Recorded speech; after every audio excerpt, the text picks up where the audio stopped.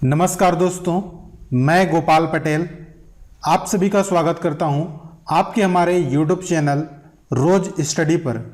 दोस्तों, इस चैनल के माध्यम से हम लोग रोज कुछ ना कुछ स्टडी करते हैं जो हमारे आने वाले एग्ज़ाम के लिए बहुत हेल्पफुल होता है।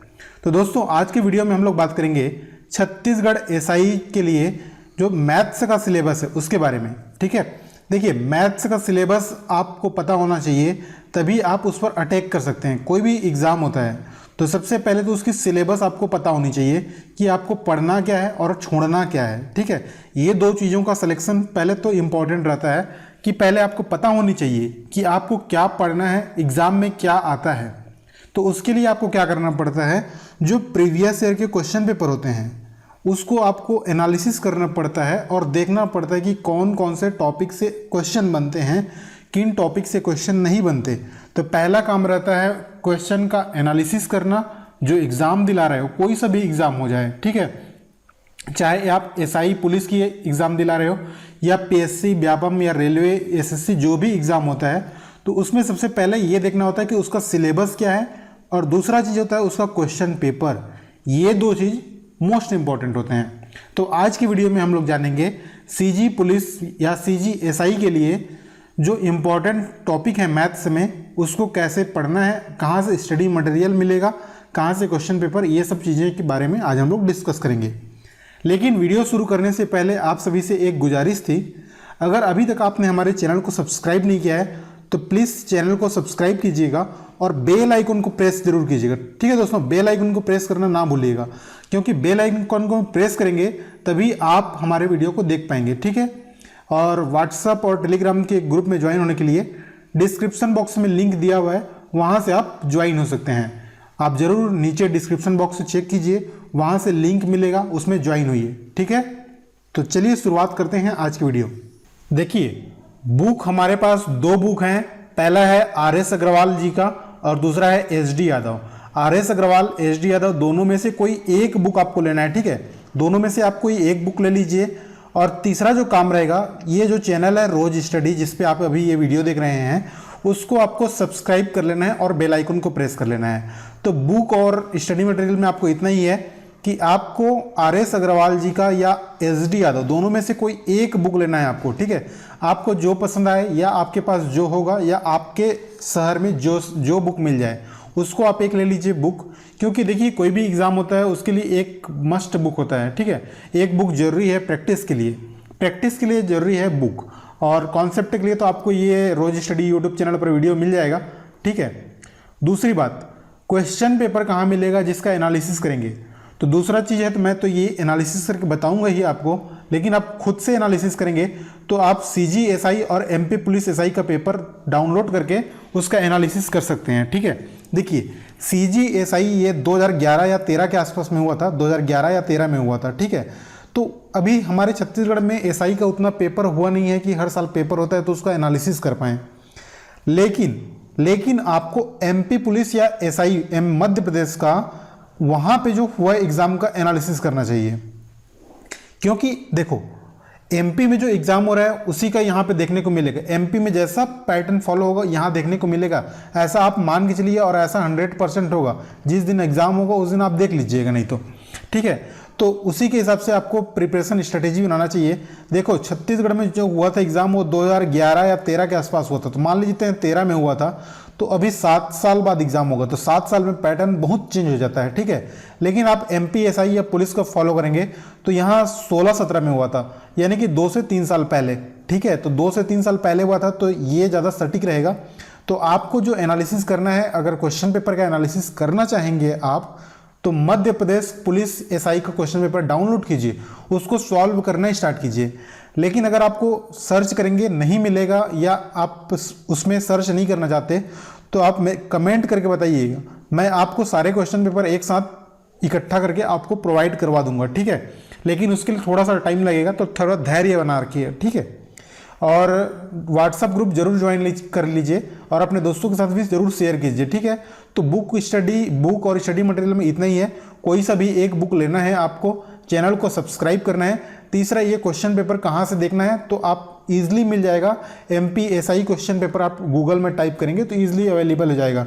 फिर भी अगर आपको दिक्कत होता है तो एक बार कमेंट में ज़रूर बता दीजिए कि दिक्कत हो रहा है, क्वेश्चन पेपर प्रोवाइड करा दीजिए, ठीक है। तो चलिए देखते हैं आज का सिलेबस क्या है।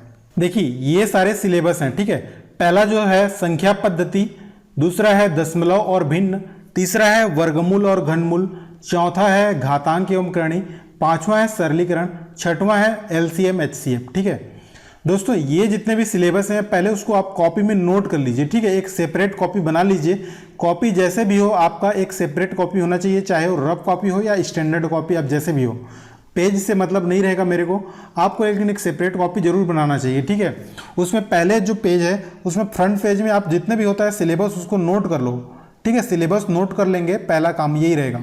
मैं क्लास में भी यही बोलता हूँ बच्चों को कि पहला आपको एक काम करना है, एक सेपरेट कॉपी बनाना है, उस पर सिलेबस नोट करो, चाहे तो प्रिंट आउट कर नोट करो, लेकिन उसमें होना चाहिए। तो पहला काम यही रहता है कि सिलेबस आपको नोट होना चाहिए कॉपी में। तो ये जो सिलेबस है उसको स्क्रीनशॉट करके रखिए और कॉपी में नोट करना, ठीक है। तो देखो यहाँ पे ये जो सबसे इंपॉर्टेंट टॉपिक है, यहाँ पे वो दिख रहा है आपको सरलीकरण।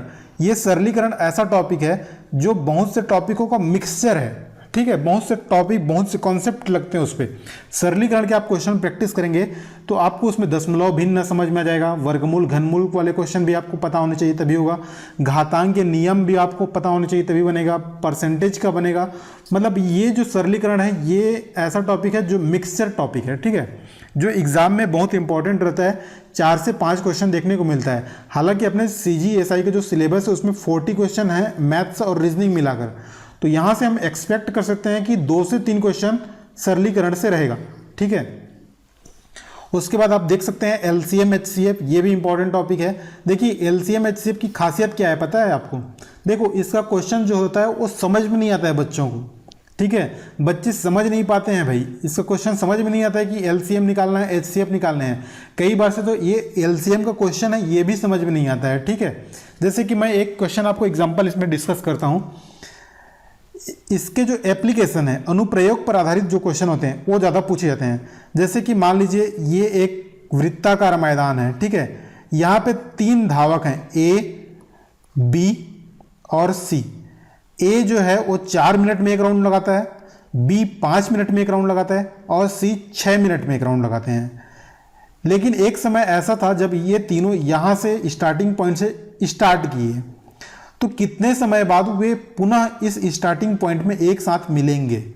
ऐसा जो क्वेश्चन होता है वो LCM का क्वेश्चन होता है, ठीक है। लेकिन जब LCM टॉपिक पढ़ेंगे तो आपको ये इजीली लगेगा, इजी समझ में आता है। लेकिन एग्जाम में कंफ्यूजन होता है, बच्चों को समझ में नहीं आता है कि कई बार से तो क्वेश्चन समझ नहीं पाते हैं कि इसमें LCM HCF का क्वेश्चन है।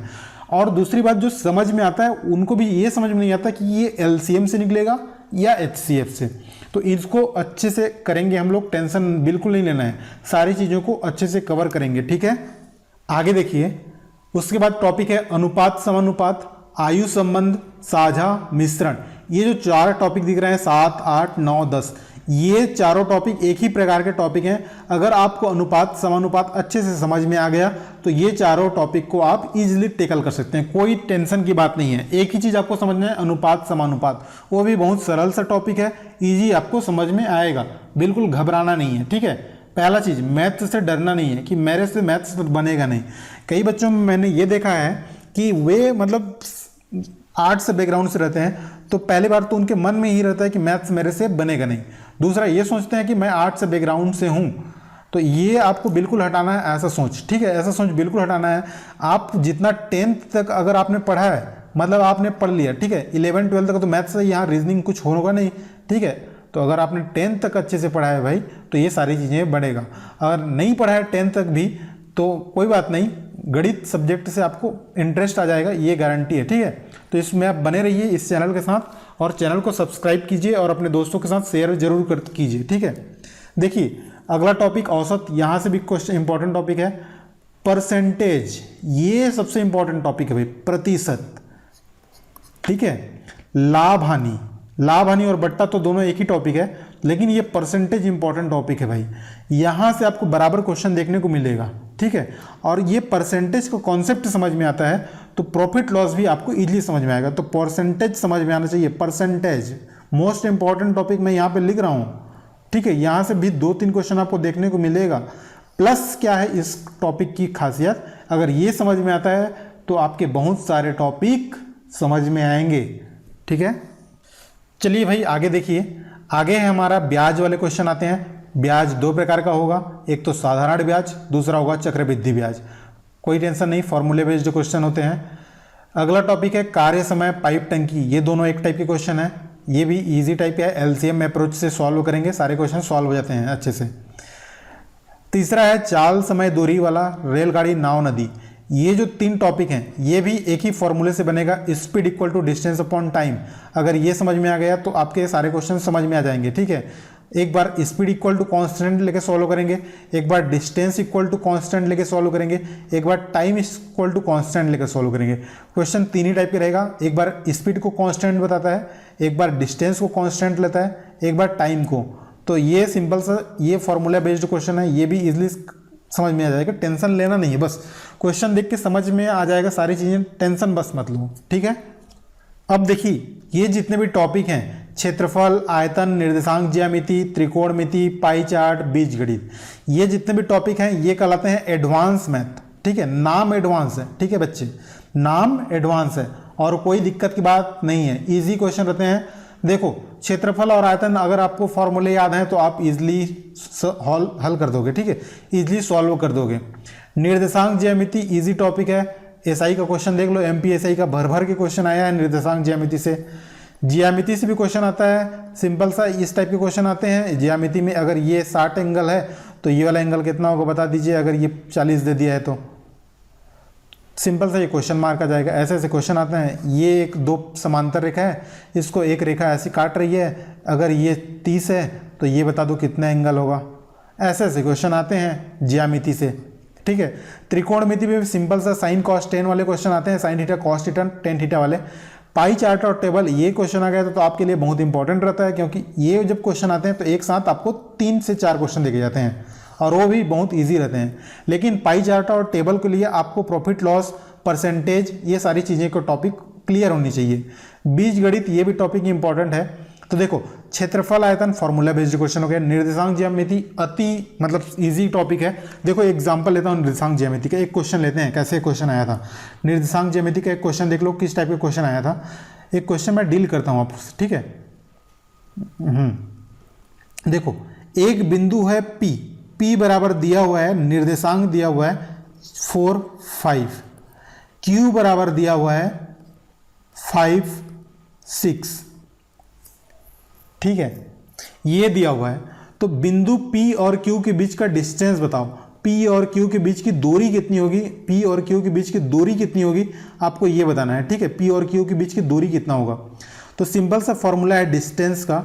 डिस्टेंस का फॉर्मूला होता है under root x1 minus x2 का square plus y1 minus y2 का स्क्वायर।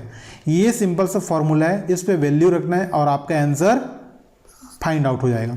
तो भाई यहाँ पे x1 है, x2 है, y1 है, y2 है। सर ये x1, x2, y1, y2 है क्या, ये पहले बताइए। तो देखो बच्चे, x1 की वैल्यू है 4, x2 की वैल्यू है 5, y1 की वैल्यू है 5 और y2 की वैल्यू है 6। ये जो पहला जो निर्देशांक दिख रहा है x1 और ये x2 है, ये y1 है और ये y2 है, ठीक है। तो इसमें वैल्यू रखना है और हल कर देना है। जैसे कि एक देख लेते हैं, ये सिंपल सा x1 की वैल्यू 4 है तो 4 माइनस 5 का स्क्वायर प्लस y1 की वैल्यू कितना है 5 तो 5 माइनस 6 का स्क्वायर। सेकेंड स्टेप में ये लिखोगे 4 माइनस 5 तो माइनस 1 का स्क्वायर प्लस ये क्या हो जाएगा -1 का स्क्वायर। ये कितना हो जाएगा -1 का स्क्वायर तो 1 और -1 का स्क्वायर 1 तो 1 कितना हो जाएगा तो √2, दोनों के बीच का डिस्टेंस है √2। तो ये फॉर्मूला है, उसमें वैल्यू पुट करना रहता है। सिंपल क्वेश्चन आते हैं और बहुत सारे क्वेश्चन आते हैं, भर भर के क्वेश्चन आए हैं निर्देशांक ज्यामिति से। निर्देशांक ज्यामिति एक उभरता हुआ टॉपिक है मान के चलो, ठीक है। तो सारे क्वेश्चन को हम लोग अच्छे से करेंगे, तो घबराने की जरूरत नहीं है। चैनल को सब्सक्राइब कीजिए, व्हाट्सएप ग्रुप में जुड़िए और अपने दोस्तों के साथ शेयर कीजिए। मिलते हैं एक नए टॉपिक के साथ, तब तक के लिए अपना ख्याल रखिएगा, पढ़ते रहिए। जय हिंद, जय भारत।